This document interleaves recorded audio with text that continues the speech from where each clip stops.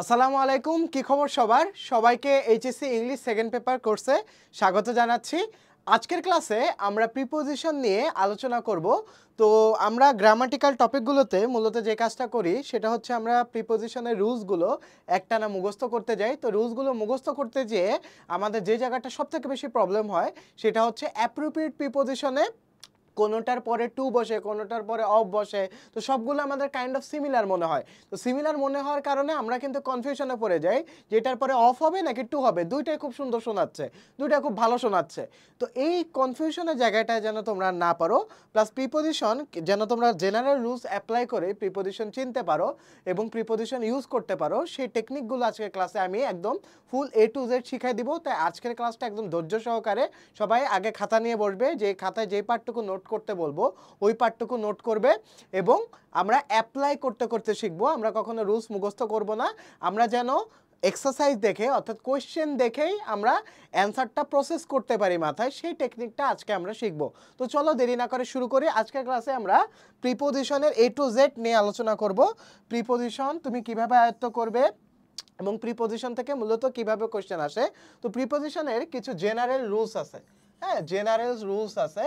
তো general rules থেকে তোমার নর্মালি প্রিপোজিশনে কত মার্ক? প্রিপোজিশনে তোমার 5 মার্ক, রাইট? তো জেনারেল রুলস থেকে তোমার 1 বা 2 মার্কের কোশ্চেন আসে। তারপরে বাকি যেই প্রিপোজিশন থেকে আসে সেটা হচ্ছে অ্যাপ্রোপ্রিয়েট প্রিপোজিশন। অ্যাপ্রোপ্রিয়েট অ্যাপ্রোপ্রিয়েট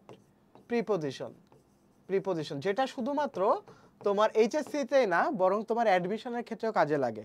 তো আমরা বর্তমানে এইচএসসি ফোকাস করে পড়াশোনা করব এবং এইচএসসির উপর বেসিস করে পড়াশোনা করব যেন আমরা ভালো মতো আয়ত্ত করতে পারি। ওকে, তো চলো আমরা দেরি না করে শুরু করি। তো প্রথমেই আমরা কিছু জেনারেল রুলস বা কিছু সাধারণ নিয়ম শিখব প্রিপোজিশনের ক্ষেত্রে। তো লেখো 1 নাম্বার রুলস লেখো। 1 নাম্বার রুলস লেখো যে সাধারণত ডেট লেখো, সাধারণত ডেট, মান্থ বা ইয়ার যদি থাকে, সাধারণত ডেট, মান্থ বা ইয়ার যদি থাকে, আমি লেখার সময় দিচ্ছি, আবারও রিপিট করছি, সাধারণত ডেট, মান্থ বা ইয়ার যদি থাকে তাহলে আমরা ক্লক টাইমের পূর্বে অ্যাট ব্যবহার করি। লেখো, সাধারণত ডেট, ইয়ার বা মান্থ যদি থাকে তাহলে আমরা ক্লক টাইমের পূর্বে অ্যাট ব্যবহার করি। লেখা হয়েছে? তাহলে আমরা ক্লক টাইমের পূর্বে অ্যাট ব্যবহার করি। তো এটা হচ্ছে 1 নাম্বার রুলস, ডেট, ইয়ার বা মান্থ, এটা হচ্ছে 1 নাম্বার রুলস। হ্যাঁ, তো 1 নাম্বার রুলসে যেটা বললাম সেটা লিখে ফেলো। সাধারণত ডেট, ইয়ার বা মান্থ যদি থাকে তাহলে আমরা ক্লক টাইমের পূর্বে অ্যাট ব্যবহার করি। কি ব্যবহার করি? অ্যাট ব্যবহার করি। ডে বা ডেটের পূর্বে লেখো, ডে বা ডেটের পূর্বে অন ব্যবহার করি। কি ব্যবহার করি? অন ব্যবহার করি। লেখো যে ডে বা ডেটের পূর্বে আমরা অন ব্যবহার করি। তারপরে লেখো, মান্থ বা ইয়ারের পূর্বে আমরা ইন ব্যবহার করি। লেখো যে মান্থ বা ইয়ারের পূর্বে আমরা ইন ব্যবহার করি। লেখা হয়েছে? আচ্ছা, নাইস। তো দেখো, মূলত এটা মুখস্থ করার দরকার নেই। দেখো, হিজ বার্থডে ইজ ড্যাশ মে। তো এই যে মে একটা কি মাসের নাম না, মান্থ না? তো মান্থ যদি থাকে, মান্থ বা ইয়ারের পূর্বে আমরা কি ব্যবহার করি? ইন ব্যবহার করি। তাহলে এখানে কি হবে? In. His birthday is in May, his birthday is in March, his birthday is in April. তো এইভাবে আমরা মান্থ বা ইয়ারের পূর্বে কি বসাবো? ইন বসাবো। ভাইয়া কি বসাবো? ইন বসাবো। তারপরে আসি, হিজ বার্থডে ইজ ড্যাশ মে 10। তো মে 10 এটা কিন্তু একটা ডেট। মে পর্যন্ত তো আমার মান্থ ছিল, কিন্তু মে 10 যখন বলছি তখন এটা কিন্তু একটা তারিখ বোঝাচ্ছি। কি বোঝাচ্ছি ভাইয়া? তারিখ বোঝাচ্ছি বা ডেট বোঝাচ্ছি। তো ডেট যদি থাকে তাহলে ডে বা ডেটের পূর্বে আমরা কি ব্যবহার করি? অন ব্যবহার করি। কি ব্যবহার করি? অন ব্যবহার করি। ডে বা ডেটের পূর্বে আমরা অন ব্যবহার করি। ওকে, আচ্ছা, তো গেল on. His birthday is on May 10। তারপরে হিজ বার্থডে ড্যাশ মে 10, 1991। এখানে আমার ইয়ার আছে। কি আছে? ইয়ার আছে। তো যদি ইয়ার থাকে তাহলে আমরা ইন ব্যবহার করি। তারপরে প্রথমটার এক্সাম্পল তো দেওয়া হলো না, হয়েছে? হয়নি। ক্লক টাইম বলতে কি বোঝাচ্ছে? Class will start dash 10 PM। হ্যাঁ, তাহলে এখানে কি হবে বলো তো, অ্যাট হবে। কি হবে? অ্যাট হবে। যেহেতু তোমার ক্লক টাইম মানে ঘড়ির সময়, ঘড়ির সময়ের ক্ষেত্রে আমরা কি ব্যবহার করি? অ্যাট ব্যবহার করি। কি ব্যবহার করি ভাইয়া? অ্যাট ব্যবহার করি। মনে থাকবে? তাহলে আমি যদি একটু সামারি করি 1 নাম্বার রুলসটা, আমরা ডেট ইয়ার বা মান্থের পূর্বে কি ব্যবহার করি? মান্থ বা ইয়ার যদি থাকে তাহলে ইন ব্যবহার করি, ডে বা ডেট যদি থাকে তাহলে অন ব্যবহার করি, এবং ক্লক টাইম যদি থাকে তার পূর্বে আমরা কি ব্যবহার করি? অ্যাট ব্যবহার করি। এই 3টা উদাহরণ লিখে নাও, এই 3টা এক্সাম্পল লিখে নাও, সবার জন্য খাতা নোট করা থাকে। হ্যাঁ, এটা লেকচার শিট তো থাকবেই। লেকচার শিটের পাশাপাশি তোমাদের প্রত্যেকের ইংলিশ একটা খাতা আলাদা হবে। আমার যে গ্রামারের যে তোমার ফ্রি প্লেলিস্ট দেওয়া থাকবে, এই ফ্রি প্লেলিস্ট বা এই যে তোমার পেইড কোর্সটা করাচ্ছি, এই পেইড কোর্সে তোমার যা যা লিখতে বলবো, যা যা নোট ডাউন করতে বলবো, প্রত্যেকটা যেন খাতায় নোটেড আকারে থাকে। ওকে, আচ্ছা, তো গেল। তারপরে তোমার 2 নাম্বার। হ্যাঁ, এখানে এত কিছু বোঝা লাগবে না, শুধু একটুটুক বুঝলেই হবে যে যদি প্রশ্নে সকাল, সন্ধ্যা, বিকাল অর্থাৎ মর্নিং, ইভিনিং বা আফটারনুন, যদি প্রশ্নে মর্নিং, ইভিনিং বা আফটারনুন উল্লেখ থাকে, যদি প্রশ্নে মর্নিং, ইভিনিং বা আফটারনুন উল্লেখ থাকে বা দেওয়া থাকে, লেখো যদি প্রশ্নে মর্নিং, ইভিনিং বা আফটারনুন দেওয়া থাকে তাহলে তার পূর্বে আমরা ইন ব্যবহার করি। তার পূর্বে আমরা কি ব্যবহার করি? ইন ব্যবহার করি। In the morning, in the afternoon, হ্যাঁ, ইন দ্য ইভিনিং। আর যদি প্রশ্নে নাইট বা নুন দেওয়া থাকে, যদি প্রশ্নে নাইট বা নুন দেওয়া থাকে, নাইট বা নুন দেওয়া থাকে, লেখো যদি প্রশ্নে নাইট বা নুন দেওয়া থাকে বা নুন উল্লেখ করা থাকে তাহলে তার পূর্বে আমরা অ্যাট ব্যবহার করি। কি ব্যবহার করি? অ্যাট ব্যবহার করি। ওকে, আচ্ছা, তার পূর্বে আমরা অ্যাট ব্যবহার করি। যেমন I will go home dash night, তাহলে কি হবে? At night. I will go home at night. Okay, তারপরে the class will start dash the morning, কি হবে? In the morning. কি হবে? In the morning. তাহলে মর্নিং, ইভিনিং, আফটারনুন যদি থাকে তার পূর্বে আমরা ইন ব্যবহার করি, তেমনিভাবে নাইট বা নুন যদি থাকে তার পূর্বে আমরা অ্যাট ব্যবহার করি। মনে থাকবে? ওকে, নাইস। একটা এক্সাম্পল লিখে নাও, সবাই একটা এক্সাম্পল ক্রিয়েট করো। আমি বলে তো দিলামই একটা, তোমরা সবাই ক্রিয়েট করো। এই যে তোমার রুলসটা বললাম, এই রুলসটার নিচে তোমরা একটা এক্সাম্পল লেখো, নিজেরা ক্রিয়েট করো। মর্নিং, ইভিনিং বা আফটারনুন দিয়ে একটা সেন্টেন্স ক্রিয়েট করো, নুন বা নাইট দিয়ে একটা সেন্টেন্স ক্রিয়েট করো। ক্রিয়েট করে আমাকে সবাই স্ক্রিনশট দিয়ে তোমার কমেন্ট করো। ওকে, কমেন্ট করো, কমেন্টে জানাও। আচ্ছা, গেল। এখন আমরা আরেকটা জিনিস খেয়াল করি, ইন টাইম এবং অন টাইম কখন বসবে। ইন টাইম এবং অন টাইম কখন বসবে। অন টাইম হচ্ছে একদম নির্দিষ্ট সময় বোঝায়। কি? নির্দিষ্ট সময়, একদম নির্দিষ্ট সময় বোঝায়। আর ইন টাইম বলতে নির্দিষ্ট সময়ের পূর্বে বোঝায়। কি বোঝায়? নির্দিষ্ট সময়ের পূর্বে। তাহলে অন টাইম আমরা কখন ব্যবহার করি? একদম নির্দিষ্ট সময় বোঝাতে আমরা অন টাইম ব্যবহার করি। কি ব্যবহার করি? On time. আর নির্দিষ্ট সময়ের পূর্বে বোঝাতে আমরা কি ব্যবহার করি? ইন টাইম ব্যবহার করি। কি ব্যবহার করি? ইন টাইম ব্যবহার করি। ওকে, যেমন এক্সাম্পল আমরা দেখি, the student reach the school dash time. আচ্ছা, তুমি একটু কমন সেন্স ইউজ করে বলো তো, তুমি যখন স্কুলে যাও বা তুমি যখন কলেজে যাও তখন কি তুমি এক্স্যাক্ট 8টার সময় যাও? কিছু কিছু লেজেন্ড আছে আবার 8টার পরেও যায়, লেজেন্ডের কথা বলতেছি না, তুমি নর্মাল সেন্সে চিন্তা করো। নর্মাল সেন্সে আমরা কি করি? পরীক্ষার কিছুক্ষণ আগে আমরা উপস্থিত থাকি, ক্লাসের কিছুক্ষণ আগে আমরা উপস্থিত থাকি, তাই না? তো তখন আমরা কি ব্যবহার করি? ইন টাইম ব্যবহার করি। কি ব্যবহার করি? ইন টাইম ব্যবহার করি, অর্থাৎ নির্দিষ্ট সময়ের পূর্বে। হ্যাঁ, আর যখন ক্লাস স্টার্ট হয়, এক্সাম স্টার্ট হয়, তখন আমরা অন টাইম ব্যবহার করি। কি ব্যবহার করি? অন টাইম ব্যবহার করি। তাহলে এখন এক্সাম্পলটা দেখি, student reach the school dash time, তাহলে কি হবে? Student reach the school in time. Very good. কি হবে? In time. ওকে, তারপরে দেখো, the class started dash time. তো ক্লাস কখন শুরু হয়? একদম অন টাইমে শুরু হয় না? বলে না অন টাইমে শুরু হয়ে গেল, দ্য ট্রেনটা অন টাইমে চলে গেল। তো এই যে আমরা অন টাইম কখন ব্যবহার করি? যখন একদম নির্দিষ্ট সময় বোঝায়। তখন কি?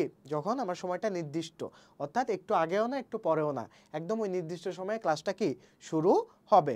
বোঝা গেল? ওকে, গেল। তারপর 3 নাম্বার, 3 নাম্বার লেখো 3 নাম্বার পেজ নাম্বার, হ্যাঁ পেজ নাম্বার, পাশে লেখো পৃষ্ঠা নাম্বার, পেজ নাম্বার বা পৃষ্ঠা নাম্বার। পৃষ্ঠা নাম্বার যখন পৃষ্ঠা নাম্বার যখন পৃষ্ঠা নাম্বার যখন পৃষ্ঠা নাম্বার যখন সাধারণত উল্লেখ থাকে, সাধারণত উল্লেখ থাকে, পৃষ্ঠা নাম্বার যখন সাধারণত উল্লেখ থাকে তখন আমরা অ্যাট ব্যবহার করি, তখন আমরা অ্যাট ব্যবহার করি। তারপরে 2 নাম্বার লেখো পৃষ্ঠা নাম্বারে যদি কোনো পৃষ্ঠা নাম্বারে যদি কোনো চিত্র বা তথ্যের কথা বলা হয়, পৃষ্ঠা নাম্বারে যদি কোনো চিত্র বা তথ্যের কথা বলা হয় তখন তখন সেই পৃষ্ঠা নাম্বারের পূর্বে আমরা অন ব্যবহার করি। পৃষ্ঠা নাম্বারে যদি কোনো চিত্র বা তথ্য ব্যবহার করা হয় তখন সেই পৃষ্ঠা নাম্বারের পূর্বে আমরা অন ব্যবহার করি।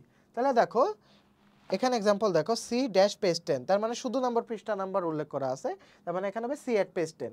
তারপর দেখো this diagram is dash page 10, তার মানে কি একটা চিত্রের কথা বলা আছে, নির্দিষ্ট তথ্যের কথা বলা আছে। দিস ডায়াগ্রাম এই চিত্রটা 10 নম্বর পেজে আছে, তার মানে তখন আমার কি হবে অন বলবে। This diagram is on page 10, বোঝা গেছে?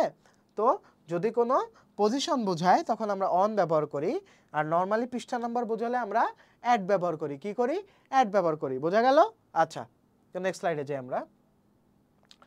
তারপরে দেখো আমরা শহরের ক্ষেত্রে, সাধারণত শহরের ক্ষেত্রে, সিটির ক্ষেত্রে, সিটির যদি সম্পূর্ণ সিটিটাকে বোঝায় অর্থাৎ সম্পূর্ণ শহরকে আমরা যদি বোঝাই তাহলে আমরা ইন ব্যবহার করি। সম্পূর্ণ শহরকে বোঝালে আমরা ইন ব্যবহার করি। প্রশ্ন পড়ে যদি তোমরা বুঝতে পারো যে এটা সম্পূর্ণ শহরকে বুঝিয়েছে তখন আমরা ইন ব্যবহার করি। আর প্রশ্ন পড়ে যদি আমি বুঝতে পারি যে এটা শহরের একটা অংশকে বুঝিয়েছে, শহরের একটা অংশকে বুঝিয়েছে, তখন আমরা কি ব্যবহার করি? অ্যাট ব্যবহার করি। তাহলে খাতায় লেখো যে প্রশ্ন পড়ে যদি বোঝা যায়, প্রশ্ন পড়ে যদি বোঝা যায় যে সম্পূর্ণ শহরকে বুঝিয়েছে, প্রশ্ন পড়ে যদি বোঝা যায় যে সম্পূর্ণ শহরকে বুঝিয়েছে তাহলে আমরা ইন ব্যবহার করি। আর প্রশ্ন পড়ে যদি বোঝা যায় যে এটা শহরের একটা অংশকে বুঝিয়েছে তাহলে আমরা অ্যাট ব্যবহার করি। এবং যদি ঠিকানা থাকে তাহলে আমরা অ্যাট ব্যবহার করি। কি ব্যবহার করি? অ্যাট ব্যবহার করি। তাহলে চলো এখন আমরা এক্সাম্পল দেখি বা উদাহরণ দেখি। হি লিভস ড্যাশ মিরপুর, তার মানে কি মিরপুর একটা কি সিটির পার্ট না? সিটিটা পুরোটা ঢাকা শহর, রাইট? পুরো ঢাকা শহরটা কি একটা সিটি বা একটা শহর, তো শহরের একটা পার্ট কিন্তু মিরপুর বা শহরের একটা অংশ হচ্ছে মিরপুর। তাহলে আমরা দিতে পারি যে হি লিভস অ্যাট মিরপুর। কি দিব?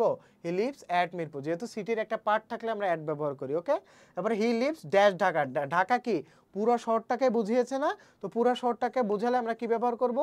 ইন ব্যবহার করব। কি ব্যবহার করব? ইন ব্যবহার করব। হি লিভস ইন ঢাকা, কি হবে? He lives in Dhaka. Very good. He lives, তারপরে অ্যাট 61 মিরপুর, এটা কিন্তু অ্যাড্রেস বোঝাইছে। এটা কি অ্যাড্রেস বোঝাইছে। তো অ্যাড্রেসের পূর্বে সবসময় কি বসবে? অ্যাট বসবে। কি বসবে? অ্যাট বসবে। অ্যাড্রেসের পূর্বে কি বসবে? অ্যাট বসবে। ওকে, গেল। হ্যাঁ, এখন আমরা আর একটু মডিফাইড পার্ট পড়ি, সেটা হচ্ছে স্ট্রিট, মানে কোনো পথ এবং পথঘাট, মেইন কথা হচ্ছে পথঘাট। স্ট্রিট অ্যান্ড রোড যদি থাকে, রোডের নাম যদি থাকে, নেম থাকলে আমরা অন ব্যবহার করি। একটা স্ট্রিটের নাম আছে না, যে বাবর রোড, তারপরে লাভ রোড, এরকম অনেক নাম আছে না? রাস্তার নাম আছে কিনা? তো এই রাস্তার নাম যদি থাকে সেই রাস্তার নামের পূর্বে আমরা অন ব্যবহার করি। কি ব্যবহার করি? অন ব্যবহার করি। আর যদি সে রাস্তা দ্বারা কোনো অ্যাড্রেস বা ঠিকানা বোঝায় তাহলে আমরা অ্যাট ব্যবহার করি। কি ব্যবহার করি? অ্যাট ব্যবহার করি। হ্যাঁ, আর নর্মালি যদি রাস্তা বোঝায় তাহলে আমরা তার পূর্বে ইন ব্যবহার করি। ওকে, যেমন যেমন আমরা বলতে পারি যে this children lives in the street, lives in the street. এখানে নর্মালি আমি স্ট্রিট বা রোড বুঝাইছি। ওকে, হ্যাঁ, আচ্ছা, তো গেল। আমরা এখন এক্সাম্পল দেখি। তো দেখো এখানে কি হবে? He lives dash college street. College street একটা স্ট্রিটের নাম না? কলেজ স্ট্রিট মূলত ঢাকা কলেজের পাশে যে স্ট্রিটটা আছে ওই স্ট্রিটটার নাম হচ্ছে কলেজ স্ট্রিট। হ্যাঁ, এটা অনেক পুরাতন, ব্রিটিশদের আমলে এই স্ট্রিটটার নামকরণ করা হয় কলেজ স্ট্রিট। তো কলেজ স্ট্রিট যেহেতু একটা তোমার নাম, তো আমরা কি শিখলাম যে যদি রোডের নাম থাকে তাহলে তার পূর্বে আমরা অন বসাবো। তাহলে এখানে কি বলবে? He lives on college street. কি হবে? He lives on college street. তারপরে he lives dash Russell square তার মানে কি অ্যাড্রেস বোঝাইছে। তো অ্যাড্রেস যদি বোঝায় তাহলে আমরা কি ব্যবহার করব, অ্যাড ব্যবহার করব, রাইট? কি ব্যবহার করব, অ্যাড ব্যবহার করব। এখন তোমাদের একটু আমি হাতের পরীক্ষা নিব যে তোমরা ছোটবেলায় ড্রয়িং করেছো না, কে কত সুন্দর গোল্লা আঁকতে পারো, এখন একটু দেখাও খাতায়। তো খাতায় সবাই একটু গোল্লা আঁকো। তো গোল্লা আঁকো, এই গোল্লার মাধ্যমে আজকে তোমাদেরকে আমি কিছু মোস্ট ইম্পর্টেন্ট রুলস বলবো প্রিপজিশনের, যেটা আজকের পরে তুমি আর কখনো বলবে না। ওকে, মূলত আমরা কি মাত্রা বুঝি, এক মাত্রা, দুই মাত্রা, তিন মাত্রা, মূলত 1 ডাইমেনশন, 2 ডাইমেনশন, 3 ডাইমেনশন। যারা আমার সায়েন্সের অডিয়েন্স আছে তারা একটু একটু বুঝতে পারতেছে, রাইট? তো এক মাত্রা কি, হ্যাঁ, যেটা শুধুমাত্র দৈর্ঘ্য প্রস্থ আছে, সেটা হচ্ছে তোমার এক মাত্রা।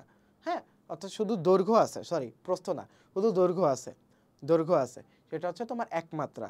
হ্যাঁ, আর দৈর্ঘ্য আছে বা উচ্চতা আছে, এটা হচ্ছে এক মাত্রা। দুই মাত্রা কি, দৈর্ঘ্য প্রস্থ থাকলে সেটাকে আমরা দুই মাত্রা বলি।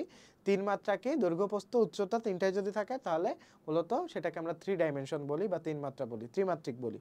হ্যাঁ, একমাত্রিক, দ্বিমাত্রিক, ত্রিমাত্রিক। তো এত কিছু বোঝার দরকার নেই, তুমি একটা জিনিস বুঝবা, সেটা হচ্ছে যদি তুমি বুঝো যে তুমি হচ্ছে কোনো কিছুর মধ্যে আবদ্ধ, যেমন এই রুমটা আবদ্ধ, এটা দৈর্ঘ্য প্রস্থ উচ্চতা তিনটাই আছে, রুমটা আবদ্ধ, রুমের মধ্যে তুমি আসো, তাহলে সেই ক্ষেত্রে আমরা ইন ব্যবহার করি, অর্থাৎ 3 ডাইমেনশনের ক্ষেত্রে আমরা ইন ব্যবহার করি। কি ব্যবহার করি, ইন ব্যবহার করি। তো চিত্রটা দেখলেই বুঝবা, এই যে একটা গোল সার্কেল আছে, এই সার্কেলের মধ্যে ইন, ইনসাইড অফ, উইদিন, এই তিনটা প্রিপজিশন বসে। তো এটা মূলত 3 ডাইমেনশন, অর্থাৎ যেটা আবদ্ধ, আবদ্ধ কিছুর ভিতরে যদি কোনো কিছু থাকে তখন সেটাকে আমরা বলি 3 ডাইমেনশন। কি বলি, 3 ডাইমেনশন। যেমন আমি যদি বলি যে this pen is in the packet. In the packet কেন বলতেছি, এই প্যাকেটের মধ্যে আবদ্ধ এই পেনটা। ওকে, তো তেমনিভাবে কোনো বক্স যদি থাকে, ওই বক্সের মধ্যে যদি থাকে তাহলে আমরা বলবো in the box. Okay, in the box বলবো। তো তিন জায়গায় যদি আবদ্ধ থাকে সার্কেলের মধ্যে তখন আমরা ইন ব্যবহার করি। কি ব্যবহার করি, ইন ব্যবহার করি। আর দ্বিমাত্রিকের ক্ষেত্রে আমরা অন ব্যবহার করি। যেমন যে কোনো কিছুর সাথে তোমার মানে একসাথে তোমার লাগোয়া কোনো কিছু বোঝালে তখন আমরা অন ব্যবহার করি। হ্যাঁ, অর্থাৎ এজ, দেখো এই যে অবজেক্টটা, এই অবজেক্টটার একদম কার্নিশ ঘেঁষে অনটা বসে আছে, অর্থাৎ দ্বিমাত্রিক কিছু, অর্থাৎ যেটা দৈর্ঘ্য প্রস্থ আছে। হ্যাঁ, মানে কার্নিশ ঘেঁষে একটা এজের সাথে বা একটা কোণার সাথে তোমার অনটা বসছে, অর্থাৎ দ্বিমাত্রিক। হ্যাঁ, যেমন this pen is on my hand. কি বলবো, অন মাই হ্যান্ড, কারণ কি উপরে ফাঁকা, উপরে কোনো কিছু দিয়ে বেষ্টিত না, উপরে ফাঁকা। যেমন I am standing on the floor, আমি ফ্লোরের উপরে দাঁড়ায় আছি, এটা ফ্লোরের উপরে আমার পাটা আছে। এই তোমার যে ফ্লোরের যে এজটা, এজের সাথে ঘেঁষা আছে, এখানে মার্কারটাও এটার সাথে ঘেঁষা আছে। তেমনিভাবে মার্কারটা যদি আমি মাথায় দিই তাহলে কি লিখবো, অন দ্য হেড। তারপরে the book is on the table, টেবিলের উপর ঘেঁষা আছে, এটাকে আমরা বলি দ্বিমাত্রিক। অর্থাৎ কোনো বস্তু যখন দৈর্ঘ্য প্রস্থ, অর্থাৎ একটা কর্নারে বা একটা প্রান্তের সাথে ঘেঁষা থাকে তখন আমরা অন ব্যবহার করি। কি ব্যবহার করি, অন ব্যবহার করি। আর একমাত্রিকের ক্ষেত্রে যদি উপরে হয় তাহলে ওভার বা অ্যাবোভ ব্যবহার করি। যেমন birds are flying over our head বা birds are flying above our head. আর নিচে হলে আন্ডার, বিলো বা বিনিথ ব্যবহার করি। অর্থাৎ সমুদ্রের তলদেশে কোনো জিনিস ইন্ডিকেট করতে, যেমন তোমার ফিশ সুইমস আন্ডার বা বিলো বা বিনিথ দ্য ওয়াটার। ওকে, তো এইভাবে তোমার একমাত্রিক, দ্বিমাত্রিক, ত্রিমাত্রিক দিয়ে আমরা সহজে মনে রাখতে পারি। এখন আমরা একমাত্রিক, দ্বিমাত্রিক, এটা হচ্ছে তোমার, আমি একটু লিখে দিই, এটা হচ্ছে ইনটা হচ্ছে তোমার 3 ডাইমেনশন, 3D, অর্থাৎ দৈর্ঘ্য প্রস্থ উচ্চতা তিন দিক দিয়ে ঘেরা আছে। অন হচ্ছে 2 ডাইমেনশন, 2D। আচ্ছা, এখানে মনে হয় রেড পেন দিয়ে লিখলে ভালো হয়। ইন 3 ডাইমেনশন, অন 2 ডাইমেনশন, আর ওভার বা অ্যাবোভ এটা হচ্ছে 1 ডাইমেনশন, 1D। হ্যাঁ, আন্ডার, বিলো বা বিনিথ এটা হচ্ছে 1 ডাইমেনশন বা 1D। তো গেল। এখন আমরা আরো কিছু জিনিস শিখবো, সেটা হচ্ছে থ্রু। কোনো জিনিস যদি পেনিট্রেট করে যায়, একটা অবজেক্ট এটা যদি পেনিট্রেট করে চলে যায় তখন আমরা থ্রু দিই। হ্যাঁ, তখন আমরা কি দিই, থ্রু দিই। ওকে, তখন আমরা কি দিই, থ্রু দিই। যেমন the arrow goes through the jungle, জঙ্গলের মধ্য দিয়ে চলে গেছে, ভেদ করে চলে গেছে। তো ভেদ করে চলে যাওয়া যদি বোঝায় তখন আমরা থ্রু ব্যবহার করি। ওকে, তাহলে আর হচ্ছে টু যখন অবজেক্টের দিকে চলে আসছে, অর্থাৎ দরজায় কড়া নাড়তেছে এমন বোঝালে আমরা টু বসাই। কি বসাই, টু। আর ইনটু হচ্ছে দরজা থেকে ভিতরে ঢুকে গেছে। হ্যাঁ, ইনটু ইনটু আমরা কখন ইউজ করি, যখন অবজেক্টটা হালকা ভেদ করে চলে গেছে তখন আমরা ইনটু ব্যবহার করি। হ্যাঁ, হালকা ঢুকে গেছে ভিতরে তখন আমরা কি ইনটু ব্যবহার করি। লুক ইনটু, নর্মালি লুকের পরে ইনটু বসে। আচ্ছা, আর টুয়ার্ড হচ্ছে অবজেক্ট থেকে দূরে আছে। ওই যে টুয়ার্ড জিনিসটা কি, ওই যে আমরা একটা মিম দেখছিলাম না, যে তোমার সবাই কেক কাটতেছে আর একজন দূর থেকে সম্মতি জানাচ্ছে যে কেক কাটবে, ওর হাত কিন্তু অনেক দূরে। তো টুয়ার্ডস হচ্ছে ওই ওই কেকের ওই মহামানবটা। হ্যাঁ, এই যে মহামানবটা এঁকে দিলাম, এই মহামানবটা কেকের উপরে, মানে কেকের উপরে তোমার দূর থেকে হাত বাড়িয়ে দিয়েছে। ঠিক আছে, সে দূর থেকে হাত বাড়িয়ে দিয়েছে। তো টুয়ার্ডস হচ্ছে দূর থেকে কেকের দিকে হাত বাড়িয়ে দেওয়া ব্যক্তি। আর অ্যাওয়ে ফ্রম হচ্ছে চলে যাওয়া, অভিমান করে চলে যাওয়া ব্যক্তি। এ হচ্ছে অভিমান করে চলে যাওয়া ব্যক্তি। কাঁদতেছে, দেখি কান্নার ইমোজি দিয়ে দিই। এই যে কাঁদতেছে, অভিমান করে চলে যায়, কাঁদতেছে। অ্যাওয়ে ফ্রম হচ্ছে অভিমান করে একদম অবজেক্ট থেকে দূরে চলে গেলে আমরা অ্যাওয়ে ফ্রম দিই। আর টুয়ার্ডস হচ্ছে অবজেক্টের দিকে যাওয়ার চেষ্টা করতেছি কিন্তু দূরে আছি, অ্যাওয়ে, এটা হচ্ছে টুয়ার্ডস। হ্যাঁ, আর আউট অফ হচ্ছে অবজেক্ট থেকে প্রায় বের হয়ে যাচ্ছি, অর্ধেক বের হয়ে গেছি এমন বোঝালে হচ্ছে আউট অফ বোঝায়। আর ফ্রম হচ্ছে অবজেক্ট থেকে কোনো দিকের প্রতি দাও বোঝালে ফ্রম বসাই। আর টু হচ্ছে অবজেক্টের দিকে চলে আসছে এমন বোঝালে আমরা টু বসাই। হ্যাঁ, আর অন টু হচ্ছে তোমার একদম, অন টু মানে কি, অন টু মানে অবজেক্টের দিকে কোনো জিনিস তাক করে আছে এমন বোঝালে। তো অন টুটার ইউজ তেমন একটা নাই, তোমার মেইনলি বোঝা লাগবে in, on, over, above, toward, to, from, এই কয়টার ব্যবহার, এই কয়টাই তোমার ম্যাক্সিমাম আসে। বোঝা গেছে? এই চিত্রটা যদি আয়ত্তে থাকে তাহলে দেখবা তোমার 1 বা 2 মার্ক তুমি এমনি লিখে দিয়ে আসতে পারতেছো, প্রিপজিশনে কমন পাচ্ছ। আমরা যখন প্র্যাকটিস করব তারপর আরও কমান পাবা। আচ্ছা, এখন আমরা কিছু অ্যাপ্রোপ্রিয়েট প্রিপোজিশন দেখব, যেগুলো আমি দাগায় দিব, 3 স্টার দিয়ে দিব, ওগুলো খুব ভালো মতো প্র্যাকটিস করবা। তোমাদের আমি চাইলেই তোমার ইয়া দিয়ে দিতে পারতাম, মানে কিছু তোমাদের এগুলার অর্থ দিয়ে দিতে পারতাম, অর্থ দিয়ে সেন্টেন্স করে দিয়ে দিতে পারতাম, কিন্তু ওটা মূলত স্পুন ফিডিং হবে, তোমাদেরকে চামচে তুলে খাওয়া দেওয়া যাবে না। এই কোর্সটা তোমাকে সাঁতার শেখাবে, এই কোর্সটা তোমাকে সাঁতার শেখাবে, গ্রামার শেখাবে। তো সাঁতার শিখতে গেলে মূলত কি হয়, সাঁতার শিখতে গেলে তোমাকে আমি যদি বলি যে তুমি এইভাবে হাত একবার পিছনে দিবে, একবার সামনে দিবা, মুখ উপরে তুলে শ্বাস নিবা, তো এইভাবে তোমাকে মুখে তুলে সাঁতার শেখানো যাবে না। তোমার সাঁতার শেখাতে গেলে কি করতে হবে, ডিরেক্ট ধাক্কা মেরে পানিতে ফালাই দিতে হবে, তারপরে তুমি সাঁতার শিখবা। তো তোমাকে আমি ধাক্কা মারবো, তোমার নিজের কাজ করো, তোমাকে আমি টাচ দিয়ে দিব, দেখাই দিব যে তোমার কিভাবে করতে হবে, বাকিটা তোমার নিজে নিজে করে আমাকে জমা দিতে হবে, সাবমিশন করতে হবে। হ্যাঁ, সাবমিট করলে তারপর আমি চেক দিয়ে তোমাকে এভাবে বারবার কি বলে মাইরের উপর রাখলে তুমি ঠিকই পড়াশোনা করবা, পড়াশোনা না করে যাবা কই। সাম জেনারেল রুলস ফর প্রিপোজিশন। তো দেখো আমরা কিছু অ্যাপ্রোপ্রিয়েট প্রিপোজিশন শিখবো, যে অ্যাপ্রোপ্রিয়েট প্রিপোজিশনগুলো মানে কি, যে এইগুলাই বসে, অর্থাৎ এই ওয়ার্ডের পরে এই প্রিপোজিশনটাই বসে, বাকি কোনো প্রিপোজিশনটা অ্যাপ্রোপ্রিয়েট না। ওকে, তো এবং তোমার অ্যাপ্রোপ্রিয়েট প্রিপোজিশন শেখার রাইট অ্যাপ্রোচ হচ্ছে অ্যাপ্রোপ্রিয়েট প্রিপোজিশন দিয়ে একটা সেন্টেন্স শেখা, সেই সেন্টেন্সটার অর্থ জানা। হ্যাঁ, তো অ্যাপ্রিশিয়েট ফর, এটা ইম্পর্টেন্ট, এটা। তারপর অ্যাকিউজড অফ, ব্যাড অ্যাট, যেগুলো স্টার্ট দিব ওইগুলা তোমরা লিখে আনবা খাতায়। Derive from, associated with, boastful for মানে গর্ব করা। হ্যাঁ, তারপর অ্যাশেমড অফ মানে লজ্জিত হওয়া, ডেরাইভ ফ্রম মানে কোনো জিনিস আহরণ করা, অ্যাপ্রিশিয়েটেড ফর মানে কি প্রশংসা করা।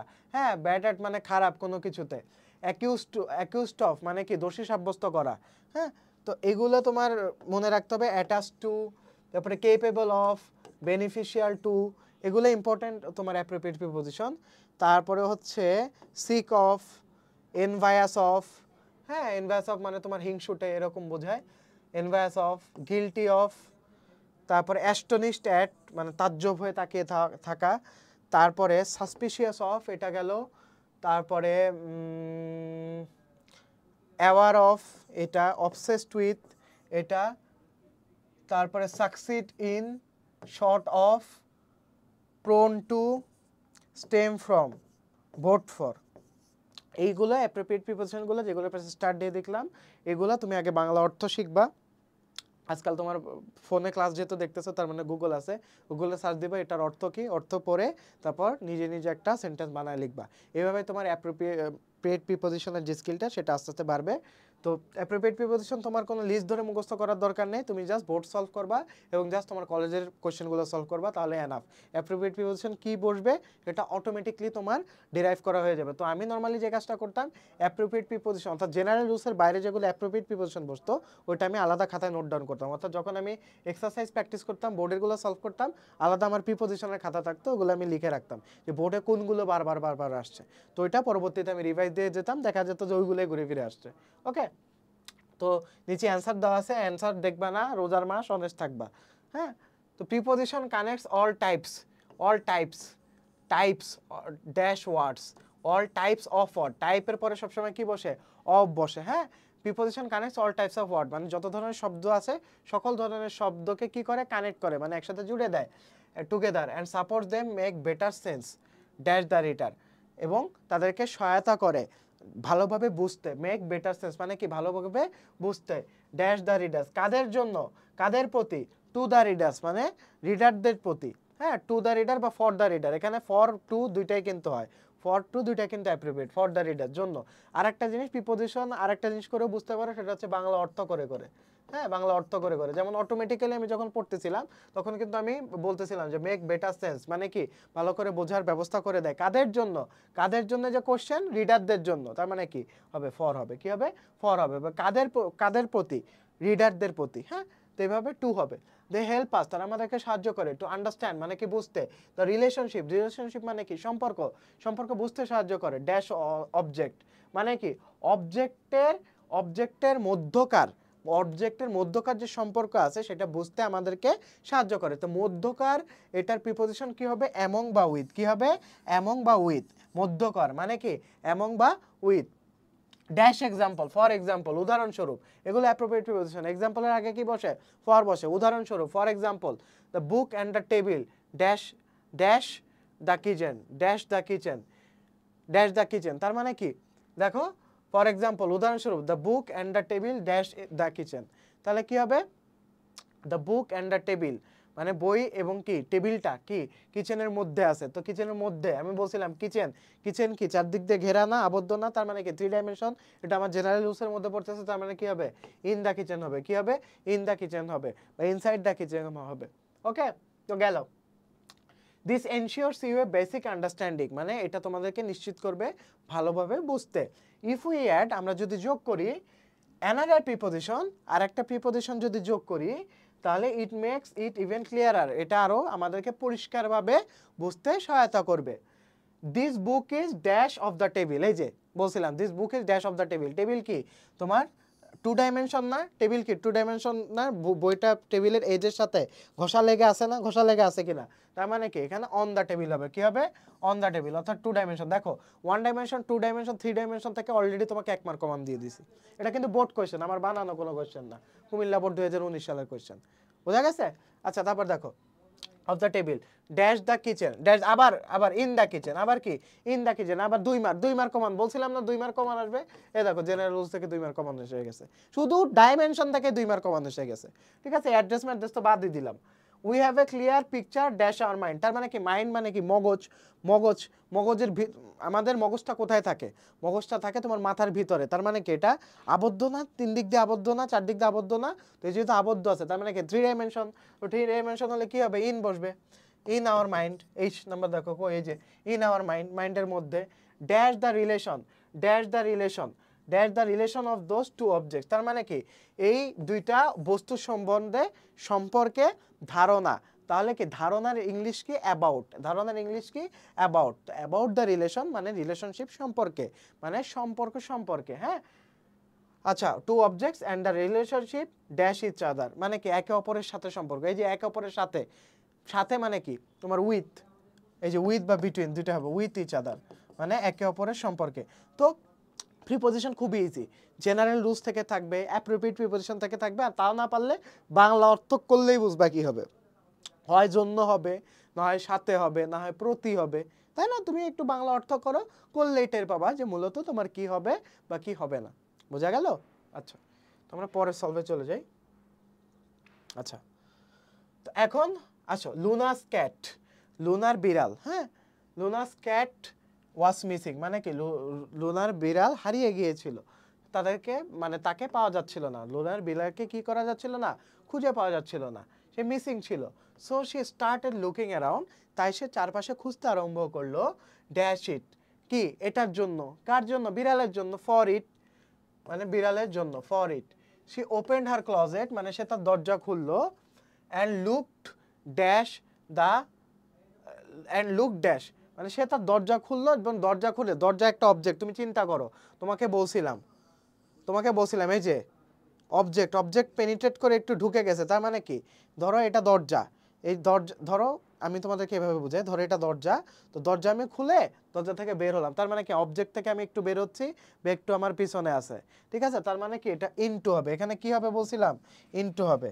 দেখো তোমাদেরকে আবার চিত্রে ফেরত নিয়ে যাই, এই দেখো ইনটু, একটু বাইরে একটু ভিতরে, এই যে তোমার দরজা, এই যে দরজা, তো দরজা খুলে আমি ভিতরে একটু উকি দিলাম, উকি দেওয়ার মানে কি, আমার যে পিছনে অর্ধেক আছে সামনে অর্ধেক আছে, তার মানে কি লুক ইনটু, এই যে দেখো আমি অবজেক্ট ভেদ করে হালকা ভিতরে ঢুকলাম, তাহলে এটা কি হচ্ছে, ইনটু হচ্ছে। তো তোমাকে এইভাবে ভিজুয়ালাইজ করতে হবে, মাথায় খাটাতে হবে, মাথায় খাটালে তুমি বুঝবা। ওকে, আচ্ছা, লুকড ইনটু কই গেল, ইনটু ইনটু কয় নাম্বার, আচ্ছা বি নাম্বার, তাই না, লুকড ইনটু মানে সে দরজা খুলে বাইরে তাকালো, then she went to the bedroom, তারপরে সে বেডরুমে গেল, তার বিছানা কক্ষে গেল, ক্রলিং মানে কি, হামাগুড়ি দিয়ে গেল, হ্যাঁ, crawling dash the floor, crawling dash the floor, crawling dash the floor, floor মানে কি, ফ্লোর মানে মেঝে, তো মেঝে কি একটা সেকেন্ড ডাইমেনশন, টু ডাইমেনশন জিনিস না, অর্থাৎ মেঝের উপর ঘেসে ঘেসে সে ক্রল করলো না, মেঝের উপর বস্তুটা কি ঘেঁষা না, তার মানে কি এটা টু ডাইমেনশন বললে কি হবে, অন হবে, কি হবে, অন হবে, অন দ্য ফ্লোর। দেখো অলরেডি হাফ মার্ক কমন এসে গেছে, দেখো দুইটা বোর্ড কোশ্চেন করাইছি, দুইটাতে তুমি 1 বা 2 কমন পাবাই, এই তোমার ডাইমেনশন থেকে। On the floor, to look dash the bed, D number, এটা গ্যাপ হবে, to look under the bed মানে বিছানার নিচে খোঁজার জন্য। ওকে, আন্ডার দ্য বেড, তো গেল, the cat was not there মানে বিড়ালটি ওখানে ছিল না, ইনফ্যাক্ট অবশ্য, it was nowhere inside the house তার মানে এটা বাড়ির কোথাও ছিল না, therefore Luna decided to go dash to look for it, Luna decided to go out মানে যেহেতু বাড়ির ভিতরে ছিল না, তার মানে কমন সেন্স দিয়ে চিন্তা করলে সে কোথায় যাবে এখন, অবশ্যই বাইরে যাবে, তাহলে গো আউট, আচ্ছা আউটই আছে তাই না, go out for it, just as she was dash to open মানে সে যখনই খুলতে নিল, তো খুলতে নিল বা কোনো জিনিস আরম্ভ করতে নিল, এরকম ক্ষেত্রে আমরা অ্যাবাউট টু ইউজ করি, কি ইউজ করি, অ্যাবাউট টু, হ্যাঁ, কোনো কাজ আরম্ভ করতে নিয়েছে এমন বোঝালে আমরা অ্যাবাউট টু ব্যবহার করি।